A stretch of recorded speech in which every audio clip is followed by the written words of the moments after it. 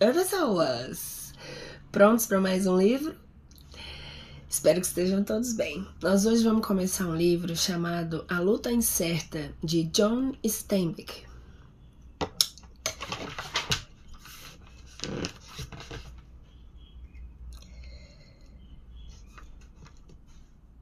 A força incontável de espíritos armados que se atreveram a repudiar o seu reinado e ao seu poder opuseram um poder adverso, e em certa batalha, nos campos do paraíso, abandonam-lhe o trono. E o que importa o terreno perdido? Nem tudo está perdido. A vontade indomável, a ânsia de vingança, o ódio mortal e a coragem jamais haverão de submeter-se ou render-se. E assim, o que mais pode haver a conquistar? Paraíso Perdido. Capítulo 1. Finalmente a noite chegou. Os lampiões na rua lá fora se acenderam. O cartaz de neon do restaurante da esquina pôs-se a piscar. A luz vermelha, forte, explodindo no ar, penetrando no quarto de Jim Nolan num matiz mais suave. Há 2 horas que Jim estava sentado numa pequena e dura cadeira de balanço, com os pés em cima da colcha branca. Agora que estava escuro, ele abaixou os pés para o chão, massageando as pernas dormentes. Por um momento ficou imóvel na cadeira, enquanto ondas de comichão rolavam para cima e para baixo de suas pernas. Depois, levantou-se e estendeu a mão para o interruptor da lâmpada nua. O quarto mobiliado se iluminou, mostrando a grande cama branca com a sua colcha também branca, a cômoda de carvalho, o tapete vermelho tão gasto que em muitos pontos já virara castanho. Jim foi até a pia no canto e lavou as mãos, molhando os cabelos e penteando-os com os dedos. Olhou-se no espelho em cima da pia, fitando por um instante os pequenos olhos castanhos. Tirou um pente do bolso interno do paletó e penteou direito os cabelos castanhos lisos, repartindo-os do lado. Ele usava um terno escuro e uma camisa cinza de flanela, aberta no pescoço. Enxugou o sabonete com a toalha e guardou a barra já fina na sacola de papel que estava aberta em cima da cama. Lá dentro havia ainda um aparelho de gilete, 4 pares de meia e outra camisa cinza de flanela. Correu os olhos pelo quarto e depois fechou a sacola. Por mais um momento, contemplou-se distraidamente no espelho e depois apagou a luz saindo do quarto. Desceu pela escada estreita, sem tapete, e foi bater numa porta ao lado da entrada. A porta se entreabriu apenas numa fresta. Uma mulher olhou para Jim e depois abriu a porta toda. Era uma loura grande, com uma verruga escura do lado da boca. Ela sorriu. Sr. Nolan, estou indo embora, disse Jim. Mas não vai voltar, não é? Quer que eu guarde o quarto? Não. Tenho que ir de vez. Recebi uma carta chamando-me para longe daqui. Não vi o senhor receber nenhuma carta aqui, disse a mulher desconfiada. A carta foi enviada para o lugar de onde trabalho. Não vou voltar. E paguei uma semana adiantado. O sorriso dela foi se desvanecendo lentamente. A expressão que ela assumiu parecia ser de raiva, embora as feições quase não se alterassem. A voz tornou-se um tanto ríspida. Deveria ter dado um aviso prévio de uma semana. Essa é a regra da casa. Tenho que ficar com o dinheiro que pagou adiantado, porque não me deu o aviso. Eu sei disso, não há problema. Se não dei aviso, é porque não sabia por quanto tempo iria ficar. O sorriso retornou ao rosto da senhora. Foi um inquilino muito bom e quieto, apesar de não ter ficado muito tempo. Se algum dia aparecer por aqui novamente, pode vir direto procurar-me. Eu lhe arrumarei um quarto de qualquer maneira. Tenho marinheiros que sempre vêm hospedar-se comigo quando estão no porto. E sempre arrumo um quarto para eles. Não querem saber de se hospedar em outro lugar. Não esquecerei disso, Sra. Mare. Deixei a chave na porta. A luz está apagada? Está. Só vou subir até lá amanhã de manhã. Não quer entrar um pouco para tomar um trago? Não, obrigado. Eu tenho que ir e partir logo. Os olhos dela se estreitaram numa expressão astuta. Não está metido em nenhuma encrenca, não é? Se talvez está, talvez eu possa ajudá-lo. Não se preocupe, Sra. Mare. Ninguém está atrás de mim. Apenas resolvi aceitar um novo emprego. Boa noite. Ela estendeu a mão Ela estendeu a mão empoada e Jean passou a sacola para a mão esquerda, apertando a mão dela, sentindo a carne flácida ceder sobre seus dedos. Não se esqueça, Sr. Nolan, sempre poderei arrumar-lhe um quarto. Meus fregueses sempre me procuram, ano após ano. Marinheiros, caixeiros viajantes, eu não esquecerei. Boa noite. Ela ficou olhando-o afastar-se, abrir a porta em frente a ela e descer os degraus de cimento até a calçada. Jean caminhou até a esquina e olhou para o relógio numa vitrina com uma joalheria. 7h30. Ele seguiu para esse teste, andando rapidamente, passando pela zona das lojas do apartamento e depois pela do comércio atacadista. Tranquila durante a noite, as ruas estreitas e desertas, as entradas dos depósitos fechadas com barras de madeira e as portas gradeadas. Finalmente, ele chegou a uma rua antiga de prédios de tijolos de 3 andares. Os andares térreos eram ocupados por lojas de penhores e vendedores de ferramentas de segunda mão, enquanto os dois andares de cima alojavam dentistas e advogados em decadência. Jean foi olhando atentamente para cada porta até chegar ao número que procurava. Passou pela entrada escura e subiu a escada estreita, os degraus revestidos de borracha com tiras de latão nas beiras. Havia uma lâmpada acesa no alto da escada. No corredor comprido, podia-se ver apenas uma luz acesa atrás das portas de vidro fusco. Tim foi até lá e olhou para o número 16, pintado no vidro, e bateu. Uma voz áspera disse: "Entre." Jean abriu a porta e entrou no escritório.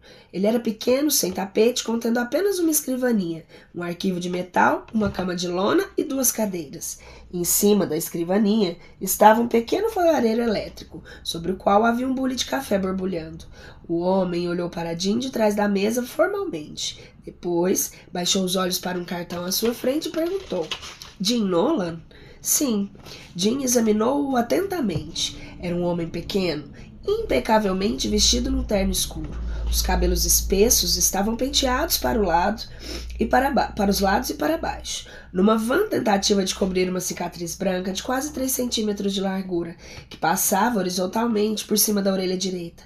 Os olhos eram pretos, penetrantes, nervosos, que se moviam incessantemente, indo de Jean para o cartão, subindo para um calendário pendurado na parede, passando para um despertador em cima da mesa e voltando a Jean. O nariz era grande, grosso na base, afilando até a ponta. A boca talvez tivesse sido outrora suave de lábios cheios, mas a tensão muscular constante tornara-se repuxada. Os lábios, quase uma linha. Embora o homem não pudesse ter mais do que 40 anos, tinha no rosto rugas profundas de quem estava sempre preparado para resistir a um ataque súbito. As mãos eram tão nervosas quanto os olhos, mãos grandes, quase grandes demais para o corpo, os dedos compridos e espatulados nas pontas, as unhas grossas e rentes. As mãos se deslocavam pela mesa como as mãos de exploradoras de um cego, tateando as beiras dos papéis, acompanhando os contornos da mesa, palpando os botões do paletó dele. A mão direita encaminhou-se para o fogareiro elétrico e tirou o fio da tomada. Jean fechou a porta e foi até a escrivaninha. Disseram-me que viesse até aqui. O homenzinho levantou-se bruscamente e estendeu a mão direita. "Sou Harry Nilsson. Estou com o seu pedido de inscrição aqui."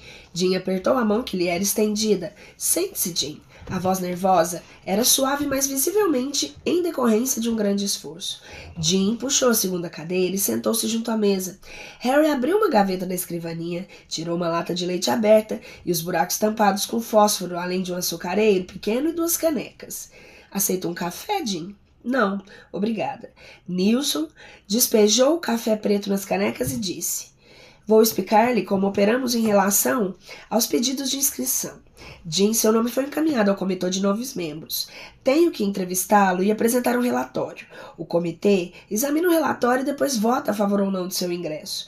Assim, se eu lhe fizer perguntas desagradáveis, não se impressione, pois essa é a minha obrigação." Ele derramou um pouco de leite em seu café e depois levantou os olhos, sorrindo por um segundo. "Eu já sabia de tudo isso", disse Jean. "Ouvi dizer que são mais exclusivos que qualquer clube elegante." "Não temos outro jeito." Ele empurrou o açucareiro para Jean e depois perguntou abruptamente: "Por que deseja entrar para o partido?" Jim remexeu o café. O rosto contraído em concentração baixou os olhos para o colo e respondeu. Eu poderia dar uma porção de razões, mas vou dizer apenas a principal. Toda a minha família foi arruinada pelo sistema. Meu velho foi tão espancado nas lutas trabalhistas que ficou meio abobalhado. Passou a ter a ideia fixa de dinamitar o matador em que trabalhava. Acabou levando uma carga de chumbo no peito. Harry interrompeu. Seu pai era Roy Nolan? Ele mesmo. Foi morto há 3 anos. Céus, ele tinha a reputação de ser o sujeito mais duro desse país. Ouvi dizer que ele podia dar conta de 5 guardas juntos, mesmo desarmado. Tim sorriu tristemente. Acho que ele podia mesmo. Mas toda vez que partia para a briga, encontrava 6 guardas pela frente. Quase que o liquidaram de tanta surra. Ele costumava chegar em casa coberto de sangue. Ia sentar-se ao lado do fogão. Tínhamos que deixá-lo em paz nessas ocasiões. Não podíamos nem mesmo falar com ele, ou ele começava a chorar. Mais tarde, quando a minha mãe limpava os ferimentos dele, ele gania como um cachorro. Tim fez uma pausa e respirou fundo. Ele era o encarregado de matar os animais no matadouro. Costumava beber o sangue dos bichos ainda morno para aumentar as suas forças. Nilson fitou-o rapidamente, logo afastando os olhos. Fixou o cartão do pedido de inscrição e passou a unha sobre a ponta, abrindo um sulco. Depois, perguntou gentilmente, sua mãe ainda está viva? Os olhos de Jim se estreitaram. Morreu há 1 mês. Perdão. Eu estava na cadeia, 30 dias por vagabundagem. Recebi a notícia de que ela estava morrendo. Deixaram-me ir até em casa acompanhado por um guarda. Não havia nada que se pudesse fazer por ela. Ela era católica, só que o meu velho não a deixava ir na igreja. Ele odiava as igrejas. Minha mãe ficou olhando para mim sem dizer absolutamente nada. Perguntei se ela queria um padre, mas ela não me respondeu, continuando apenas a olhar-me fixamente. Morreu por volta das 4 horas da manhã, e nem parecia estar morrendo. Não fui ao enterro. Acho que teriam deixado eu ir, mas eu não quis. Acho que a minha mãe simplesmente não queria mais viver. E acho também que não se importava se fosse pro inferno. Harry estremeceu nervosamente. Beba seu café e depois tome mais um pouco. Você está parecendo sonâmbulo. Não toma coisa nenhuma, não é?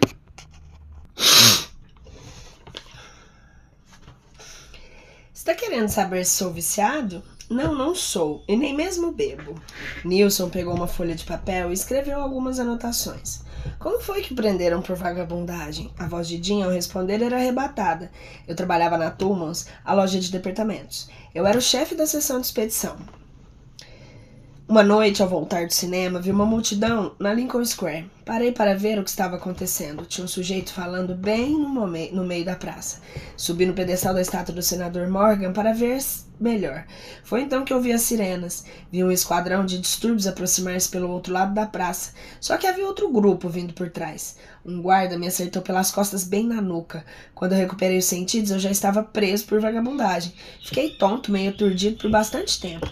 O guarda me acertou bem aqui, e Jim encostou os dedos na nuca, na base do crânio. Eu disse a eles que eu não era um vagabundo, que eu tinha emprego. Disse que telefonassem para o Sr. Webb, o meu gerente na Tumas. Eles telefonaram. O Webb perguntou onde haviam me prendido e o sargento respondeu que tinha sido num comício de radicais. O Webb disse que nunca tinha ouvido falar de mim, e assim fiquei em cana durante 30 dias. Nilson tornou a ligar o fogareiro elétrico. O café recomeçou a borbulhar. Você parece estar meio bêbado, Jim. O que há com você? Não sei direito. Sinto-me como se estivesse morto. Todo o meu passado se foi. Deixei a pensão em que eu estava morando antes de vir para cá. Não quero voltar para lá, eu não quero saber de nada da minha vida anterior. Para mim isso acabou para sempre.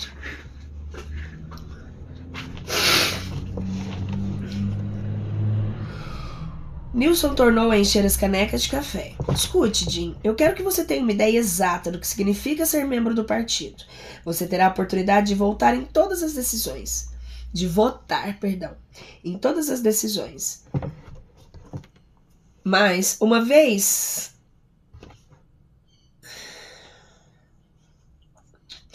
Eu tive que parar, eu perco um pouco interno, né? Mas uma vez que a decisão é aprovada por maioria de votos, terá que obedecer mesmo que discorde. Quando temos dinheiro, procuramos dar aos nossos homens de campo $20 por mês para poderem comer.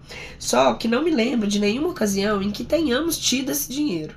Agora eu vou dar-lhe uma noção do que será o seu trabalho. Terá que trabalhar ao lado de homens nas tarefas normais, e depois ainda terá que fazer o trabalho do partido. Isso significa que muitas vezes irá trabalhar de 16 a 18 horas por dia. Terá que comer qualquer coisa que possa arrumar, pois não terá muito tempo para se preocupar com seu sustento. Acha que pode aguentar uma vida assim? Deixa eu melhorar a angulação aqui. Posso. Os dedos nervosos de Nilson continuavam a tatear de um lado para outro a escrivaninha. Até mesmo as pessoas a quem estará tentando ajudar irão odiá-lo na maior parte do tempo. Sabe disso, não é? Sei. Então, por que insiste em querer entrar para o partido? Os olhos castanhos de Jim estavam semicerrados de perplexidade. Finalmente ele disse. Na cadeia, havia alguns homens do partido.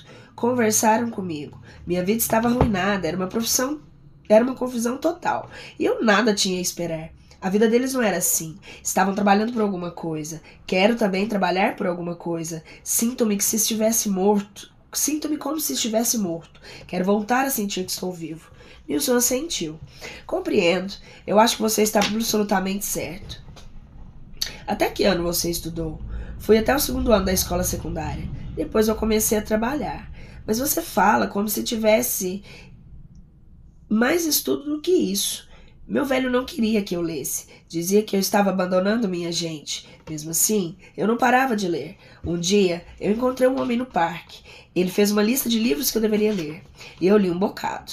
Na lista dele tinha até a República de Platão e a Utopia, além de gente como Bellamy, Heródoto, Gibbon, Macaulay, Carlyle, Prescott, Spinoza, Hegel, Kant, Nietzsche e Schopenhauer, né?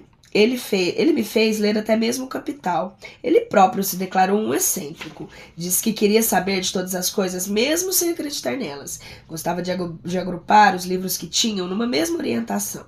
Harry Nilson ficou quieto por um momento e depois disse: espero que compreenda por que temos que ser tão cuidadosos. Temos apenas 2 punições, a repreensão e a expulsão. Sei que você deseja muito pertencer ao partido.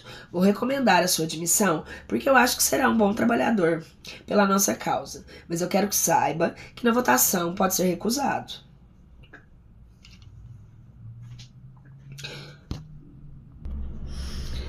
Obrigada. Mais uma coisa. Você tem parentes que possam sofrer caso você use o seu nome verdadeiro? Eu tenho um tio, Theodore Nolan. Ele é mecânico, mas Nolan é um sobrenome bastante comum. Tem razão. Tem algum dinheiro? Uns $3. Eu tinha mais guardado, mas eu gastei com o enterro da minha mãe.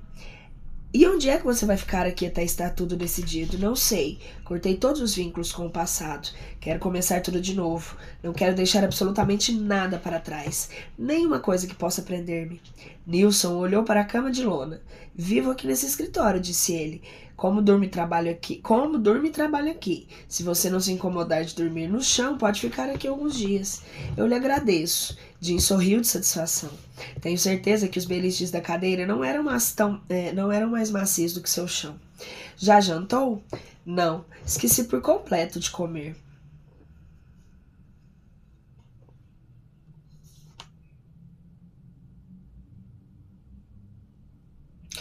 Um tanto irritado, Nilson disse: se acha que estou insinuando alguma coisa, pode dizer. Tem $3 no bolso e eu não tenho dinheiro nenhum. Jim riu. Não seja esse o problema. Vamos comprar alguns arenques secos e pão e queijo. Ainda vai sobrar algum dinheiro para um bom ensopado amanhã. Sei preparar um ensopado delicioso. Harry Nilson despejou nas canecas o que restava de café. Você está começando a despertar, Jim. Já está inclusive com uma cara melhor. Mas eu acho que não tem a menor ideia daquilo em que está se metendo. Poderia contar-lhe tudo essa noite, mas de nada adiantaria. Você só vai compreender quando já estiver passado por tudo. Jim fitou-o calmamente. Por acaso já trabalhou em algum lugar onde, ao conhecer bastante o serviço para merecer um aumento, é logo despedido e um novato posto em seu lugar? Já trabalhou em um lugar onde não param de falar na lealdade para com a firma, sendo que essa lealdade significa espionar seus colegas de trabalho? Que diabo, não tenho nada a perder. Não, a não ser o ódio, disse Harry muito sereno. Vai ficar surpreso ao descobrir que deixou de odiar as pessoas. Nem sei por que é assim, mas é o que geralmente acontece. Nossa, foi tão interessante agora isso. Capítulo 2. Jim esteve inquieto durante o dia inteiro. Harry Nilsson, trabalhando num longo relatório, virou-se para ele diversas vezes desesperado. Até que finalmente disse: escute, você pode descer sozinho se quiser. Não há razão alguma para que não o faça. Se preferir esperar, daqui a 1 hora descerei junto com você. Mas primeiro eu tenho que terminar este relatório. Estou pensando se devo ou não mudar meu nome, explicou Jim. Será que o fato de mudar de nome tem algum efeito sobre a gente? Nilsson voltou para olhar para o relatório, dizendo antes de recomeçar a trabalhar. Depois de receber algumas missões difíceis e ter ido parar na cadeia algumas vezes, mudando seu nome a cada uma, vai descobrir que um nome significará para você tanto quanto um número. Depois de receber algumas missões difíceis e de ter ido morar na cadeia, algumas vezes mudando o seu... Perdão, eu tô relendo. Tim foi até a janela e olhou para fora. Em frente, havia uma parede de tijolos limitando o outro lado de um terreno baldio estreito entre 2 prédios. Um bando de garotos jogava bola contra a parede. Os gritos deles chegavam bem fracos lá em cima, quase não conseguindo passar pela janela fechada. Eu costumava brincar em terrenos baldios quando era garoto, disse Jim, mas a impressão que eu tenho agora é a de que passávamos maior parte do tempo brigando. Será que os garotos de hoje brigam tanto quanto a gente brigava? Sem parar de escrever, Harry respondeu: claro que brigam. Muitas vezes dou uma olhada pela janela e vejo os garotos brigando lá embaixo. Eu tinha uma irmã que podia vencer na briga quase todos os garotos da nossa turma. E ela era a melhor jogadora de bola de gude que eu já conheci. Muitas vezes, eu a vi quebrar uma bola de gude com um teco de 3 metros de distância. Juro que é verdade, Harry. Não sabia que você tinha uma irmã, disse Nilsson, levantando os olhos. O que aconteceu com ela? Não tenho a menor ideia. Não sabe o que houve com a sua irmã? Não. Foi engraçado. Isso é, não houve nada de engraçado. Foi uma dessas coisas que acontecem. Harry largou o lápis. Mas afinal, o que está querendo dizer ao falar que não sabe o que aconteceu com ela? Bem, posso contar-lhe toda a história. Ela se chamava Mai e era 1 ano mais velha do que eu. Sempre dormimos...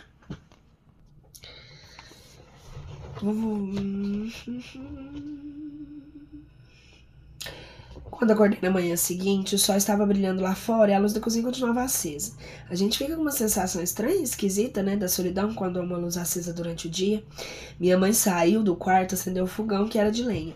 O rosto dela ainda estava tenso. Os olhos quase não se mexiam. Logo depois, o meu pai saiu também do quarto. Parecia ter levado uma pancada forte, bem entre os olhos, e parecia meio estonteado. Não disse nada. Pouco antes de sair para o trabalho, murmurou: acho que vou dar uma passada na delegacia, ela talvez tenha ido parar lá. Fui para a escola e voltei direto para casa, assim que as aulas terminaram. Minha mãe mandou eu ir perguntar às outras garotas se elas, por um acaso, não tinham visto onde Mai poderia estar. Elas disseram que não tinham a menor ideia, estavam todas muito nervosas. Meu pai voltou, então. Ela passara pela delegacia e também na volta. Os tiras ficaram com a descrição de Mai e prometeram que vão ficar de olhos abertos à procura dela. Aquela noite foi igual à anterior. Meu velho e minha mãe ficaram sentados lado a lado. Só que o meu velho não disse absolutamente nenhuma palavra. Deixaram outra vez a luz acesa da cozinha durante uma noite inteira. No dia seguinte, meu velho voltou à delegacia. Um detetive foi interrogar as outras meninas do quarteirão e um guarda conversar com as mães. Eles prometeram que ficariam de olhos abertos. E isso foi tudo. Nunca mais tivemos notícias de Mai. Harry deu um murro na mesa e quebrou a ponta do lápis. Ele não estaria encontrando-se com garotos mais velhos e teria fugido com um deles? Não sei, as outras garotas disseram que não. Se isso estivesse acontecendo, eu tenho certeza de que elas saberiam. Mas não tenho a menor ideia do que possa ter acontecido com ela? Não. Ela simplesmente desapareceu e um dia nunca mais ouvimos falar dela. A mesma coisa aconteceu com Berta Riley, depois de 2 anos. Ela também desapareceu por completo, misteriosamente. Jim coçou o queixo pensativo. Talvez tenha sido imaginação minha, Mas tive a impressão de que minha mãe ficou ainda mais retraída do que antes. Ela se movia como uma máquina, quase não falava. Os olhos pareciam mortos, o que deixava o meu velho ainda mais furioso. E ele passou a descarregar através dos punhos, metendo-se numa briga depois da outra. Deu uma surra no seu capataz do matadouro, pegou 90 dias de cadeia por agressão e pegou 90 dias de cadeia por agressão. Harry olhou pela janela pensativo, depois largou o lápis e levantou-se. Vamos embora, Jim. Vou levá-lo até a casa e livrar-me de você de uma vez por todas. Tenho que acabar o relatório, mas eu vou deixar isso para quando eu voltar. Jim foi até o calorífero e pegou 2 pares de meias na sacola de papel. Tim foi até o calorífero e pegou 2 pares de meias úmidas que lá pusera para secar, enrolando-as e guardando-as na sacola de papel. Vou terminar de secá-las no outro lugar. Harry pôs o chapéu, dobrou o relatório pela metade e meteu-o no bolso do paletó, explicando. De vez em quando, a polícia dá uma batida aqui. Por isso, eu não vou deixar nada espalhado. Ele trancou a porta do escritório ao sair. Passaram pelo centro comercial da cidade e atravessaram alguns quarteirões de prédios residenciais. Finalmente, chegaram a uma zona de casas velhas, todas com quintal. Harry enveredou por um caminho de carro.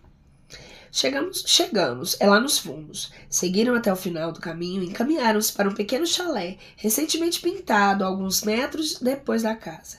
Harry abriu a porta, fez um gesto para que Jim entrasse. O chalé tinha apenas um cômodo grande e uma kitnet.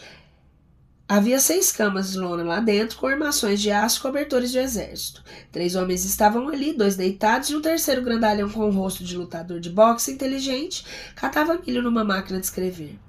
Ele levantou os olhos rapidamente quando Harry abriu a porta e depois levantou-se sorrindo e avançou na direção dos recém-chegados. Olá, Harry, qual é o caso? Esse é Jim Nolan, explicou Harry. Está lembrado, não é? O nome dele foi apresentado na outra noite. Jim, esse é Mac. Ele sabe tudo sobre o trabalho de campo e melhor do que qualquer outro homem, em todo o estado. Prazer em conhecê-lo, Jim. Harry, virando-se para sair, disse, Toma conta dele, Mac. Ponha-o para trabalhar. Eu tenho que terminar um relatório. Assinou em seguida para os 2 homens que estavam deitados. Até a vista, rapazes. Quando a porta se fechou, Tim correu os olhos pela sala. As paredes de madeira estavam nuas. Só havia uma cadeira postada diante de uma máquina de escrever. Da kitnet vinha um cheiro de carne cozinhando. Ele voltou a olhar para o Mac, para os ombros largos, os braços compridos e o rosto também. O rosto também largo, as faces um pouco achatadas como a de um sueco. Os lábios de Mac estavam ressequidos e rachados. Ele examinou Jim tão atentamente quanto estava sendo examinado. E disse subitamente, é uma pena que não sejamos cachorros, pois poderíamos terminar isso logo de uma vez. A essa altura, já seríamos amigos ou estaríamos brigando. Harry disse que você era bom e o Harry sabe o que está dizendo. Venha conhecer os rapazes. O pálido ali naquele canto é o Dick, o radical dos quartos femininos. Já ganhamos muitos bolos por causa de Dick. O rapaz pálido de cabelos pretos sorriu e estendeu a mão, sem sair da cama. Meg continuou. Está vendo como ele é bonito? Nós o chamamos de chamariz. Ele fala com as madames sobre as classes trabalhadoras e ganhamos presente de bolos com glacê rosa. Não é mesmo, Dick? Vá pro inferno, disse Dick jovialmente. Mac, guiando Jim pelo braço, virou na direção do homem que estava na outra cama. Era impossível determinar a idade dele. O rosto era encarquilhado e cheio de moças, o nariz achatado, o queixo era um pouco torto. Esse é Joy, disse Mac. Joy é um veterano, não é mesmo, Joy? Sou mesmo. Os olhos relampejaram por um instante, o brilho logo desaparecendo. Ele sacudiu a cabeça diversas vezes, abriu a boca para falar mais alguma coisa, mas limitou-se a repetir. Sou mesmo, e o disse solenemente, como que pondo um ponto final a alguma discussão. Afagou uma das mãos com a outra. Tim reparou que as mãos dele eram deformadas, cheias de cicatrizes. Max explicou. Joy não pode apertar a mão de ninguém. Todos os ossos estão quebrados e dói quando ele aperta a mão de alguém. A luz ressurgiu nos olhos de Joy e ele gritou com a voz estridente. Quer saber por quê? Fui espancado, é por isso. Eles me algemaram a uma barra e ficaram me batendo na cabeça. Fui pisoteado por cavalos. Ele foi gritando ainda mais alto e acrescentou. Eles me bateram como o diabo, não foi, Mac? Foi, Joy. Eu rastejei por um só momento, Mac. Não fiquei o tempo todo dizendo que eles não passavam de uns filhos da puta até que eles me deixaram sem sentidos? Foi, Joy. E se você tivesse ficado de boca fechada, não teria apanhado tanto. A voz de Joy agora estava frenética. Mas é que eles eram todos uns filhos da puta. Eu tinha que dizer que eles eram. Não importava que eles algemassem e me batessem na cabeça. Está vendo essa mão? Foi um cavalo que deixou ela assim. Mas eu disse para eles, não foi, Mac? Mac inclinou-se para frente e deu uma pancadinha afetuosa no ombro dele. Claro que sim, Joy. Ainda não nasceu ninguém capaz de obrigá-lo a ficar quieto. Tem toda a razão, disse Joy. A luz novamente desapareceu de seus olhos e Mac disse: Vem até aqui, Jim. Foram até o outro lado da sala, onde estava a máquina de escrever em cima de uma mesinha. Sabe bater a máquina, Jim? Pouco. Graças a Deus, então pode começar a trabalhar imediatamente. Mac baixou a voz e apresentou. Não dê muita importância a Joy. Ele está meio pancada de tanto que apanhou na cabeça. Nós tomamos conta dele e procuramos mantê-lo longe de encrencas. Meu velho também ficou assim, disse Jim. Uma vez encontrei-o na rua a andar em círculos, sempre indo para a esquerda. Tive que levá-lo para casa. Uma fura greve acertou-o com uma soqueira debaixo do ouvido e parece que isso afetou o senso de direção dele. Vamos ao trabalho agora, Jim. Estou batendo uma circular. Pus 4 papéis carbono na máquina. Vamos precisar de 20 cópias. Quer continuar o serviço enquanto eu preparo o jantar? Claro, pois bata nas teclas com bastante força. Os carbonos não estão muito bons. Meg foi para a cozinha gritando. Dick, vem até aqui e descasca algumas cebolas, se é que consegue suportar o cheiro horrível. Dick levantou-se, enrolou as mangas da camisa branca até acima dos cotovelos e depois foi para a cozinha. Jim mal começara a bater a máquina, martelando as teclas deliberadamente, quando Joy levantou e aproximou-se dele. Quem produz todos os bens? Perguntou Joy. Ora, os trabalhadores, claro. Uma expressão astuta se estampou no rosto de Joy, uma expressão conspiratória. E quem fica com os lucros? As pessoas que investiram o capital. Mas eles não produzem nada, gritou Joy. Que direito eles têm de não ficar com lucros? Mac olhou pela porta da cozinha e em seguida veio até eles rapidamente com uma colher de pau na mão. Escute aqui, Joy. Pare de converter a nossa própria gente, disse ele. Cristo, a impressão de que tem é que quase todos os nossos homens passam a maior parte do tempo tentando converter uns aos outros. Agora, volte para a cama e descanse um pouco, Joy. Você está muito cansado e Jim tem que trabalhar. Depois que ele acabar, talvez o deixe endereçar algumas das cartas de Joy. Deixa mesmo, Mac? Eu disse para eles que tudo que eles queriam era isso, não foi, Mac? Mesmo enquanto eles me batiam, continuei a dizer, não foi? Mac, segurando gentilmente pelo cotovelo, levou de volta para a cama. Aqui está um exemplar do New Masses, Joy. New Masses. Fiquei olhando para as fotografias enquanto eu termino de preparar o jantar. Tim terminou o serviço, bateu a carta 4 vezes e depois arrumou as 20 cópias do lado da máquina, gritando para a cozinha. Já acabei, Mac. Mac veio da cozinha e deu uma olhada nas cópias. Você bate a máquina muito bem, Jim. Quase não cometeu nenhum erro. Agora pegue esses envelopes e põe a carta lá dentro. Vamos endereçar depois do jantar. Mac encheu os pratos com ensopado de carne, cenoura e batata, acrescentando algumas fatias de cebola crua. Cada um foi comer numa das camas. O quarto foi ficando cada vez mais escuro, o dia chegando ao fim. Aí que Mac acendeu uma lâmpada forte, sem qualquer lustre, pendurada no teto, no centro da sala. Quando acabaram, Mac foi de novo até a cozinha e voltou com uma travessa cheia de bolinhos. Eis aqui outro resultado da ação de Dick, disse ele. O nosso Dick usa o quarto para fins políticos. Senhores, eu lhe apresento do Barry do partido. Do Barry do partido. Vai pro inferno, disse Dick. Mac pegou os envelopes já fechados na cama de Jim. Aqui tem 20 cartas. Cada um de nós vai endereçar 5. Os pratos estavam em cima da mesa. Ele empurrou-os para o lado, abriu uma gaveta, tirou uma pena e um vidro de tinta. Depois tirou uma lista do bolso e cuidadosamente endereçou 5 envelopes. É a sua vez, Jim. Enderece os 5 seguintes. Para que isso? Perguntou Jim. Talvez não faça muita diferença, mas pelo menos dificulta o trabalho deles. Estão abrindo nossa correspondência regularmente. Eu pensei, então, que os tiros teriam um pouco mais de dificuldade se os endereços forem escritos em letras diferentes, e cada carta será posta numa caixa de correio diferente. Sempre evitamos as encrencas quando é possível. Enquanto os outros 2 homens escreviam seus endereços, Jim pegou os pratos, levou-os para a cozinha e empilhou na pia. Mas estava selando as cartas e guardando-as no bolso quando ele voltou. E Mac disse: Dick, você e Joy vão lavar os pratos essa noite. Eu vou pôr as cartas no correio. Quer ir comigo, Jim? Claro, ainda tem $1. Comprarei o café e tomaremos quando voltar. Mas Mac estendeu a mão. Já temos café. Vamos comprar $1 em selos. Jim entregou o dólar dizendo, agora fiquei limpo. Era o último dinheiro que eu tinha. E ele seguiu com Mac para a noite lá fora. Foram andando pela rua procurando caixas de correio. A última encrenca em que se meteu foi a pior de todas. Joy estava falando de uma barbearia. O barbeiro ligou para a polícia que veio imediatamente. Joy é muito bom numa briga. Tiveram que quebrar o queixo dele com um cacetete para dominá-lo. Depois jogaram numa cela. Não sei como ele conseguiu falar com o queixo quebrado como estava, mas deve ter dado um jeito, porque o médico da cadeia disse que não ia tratar o maldito vermelho. E Joy ficou 3 dias inteiros na cela com o queixo quebrado, sem receber nenhum tratamento. Desde então que ele está meio pirado.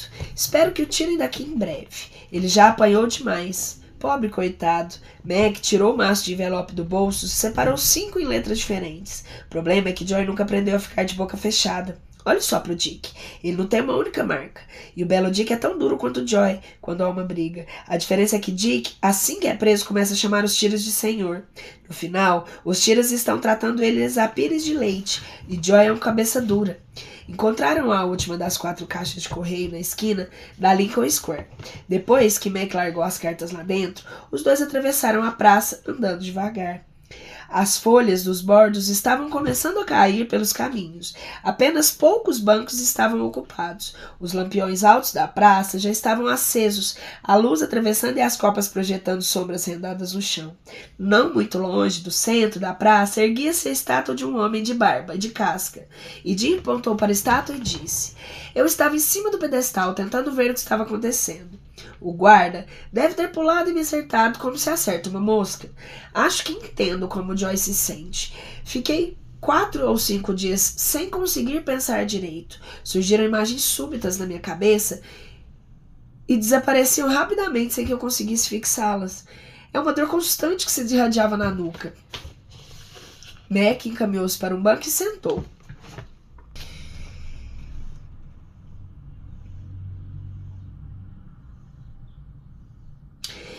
Já sei disso tudo, Harry. Já sei disso tudo. Li o relatório de Harry e esse é o único motivo pelo qual você não quis entrar para o partido? Não. Na cadeia havia 5 outros homens na mesma cela que eu, presos na mesma ocasião. Um mexicano, um judeu, um negro e mais 2 vira-latas americanos como eu. É claro que eles conversaram comigo, mas não foi isso que me convenceu. Eles conversaram... Eu tinha lido muito mais do que eles sabiam. Jim pegou uma folha de bordo no chão e cuidadosamente começou a tirar o revestimento em torno da estrutura, que parecia uma mão. Sabe, durante todo o tempo, na minha casa, estávamos sempre brigando contra alguma coisa, principalmente contra a fome. Meu velho lutava contra os patrões, eu lutava contra a escola, mas sempre perdemos. Depois de algum tempo, acho que a gente fica condicionado a pensar que vai perder sempre. Meu velho lutava como um gato encurralado num canto acuado por uma matilha de cachorros. Mais cedo ou mais tarde, não havia dúvida que um cachorro ia acabar por matá-lo. Mesmo assim, ele lutava. Pode entender o desespero que existe nisso? Foi em meio a esse desespero que eu cresci. Claro que eu posso entender, Jim. Existem milhões de outras pessoas nessa situação.